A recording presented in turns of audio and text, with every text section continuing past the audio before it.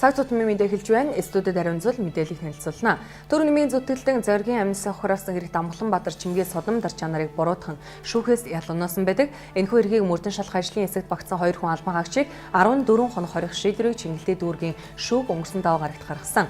Мөн энэ хэрэгтэй холбогдуулан шүүхэн шийдвэр гүйцэтгэх албаны 2 ажилтныг авилгын тэмцэх газар өчигдрөөс саатуулсан байна.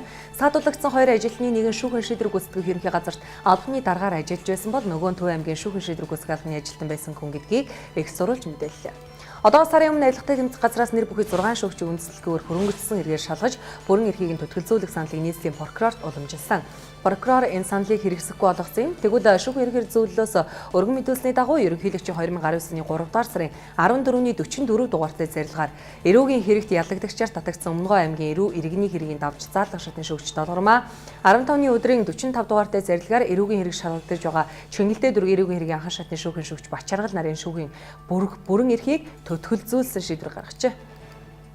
Америкийн нэгдсэн улсын сангийн яам Венесуэлийн уул уурхай ерөнхий компани түүний ерөнхий захирал 20 тавьсан өчигдөр албан ёсоор мэдэгдлээ. Америкийн нэгдсэн улсын сангийн яамны мэдээлэл Венесуэлийн уул уурхай ерөнхий компани бол тус улсын цорын ганц алт боловсруулах төрийн өмчийн үйлдвэрийг нэгж бөгөөд алт боловсруулах болон борлуулах үйл ажиллагаагаар дамжин Мадурогийн засгийн газрыг дэмждэг гэжээ.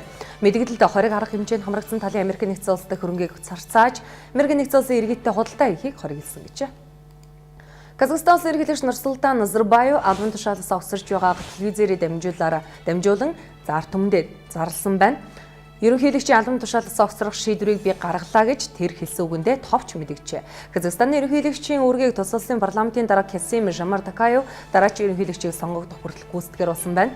Одоо 78 настай Назарбаев 1991 он Зөвлөлт холбоот улсыг задарснаас нь хойш Казахстаныг бараг 30 орчим жил тасралтгүй удирдах байгаа юм.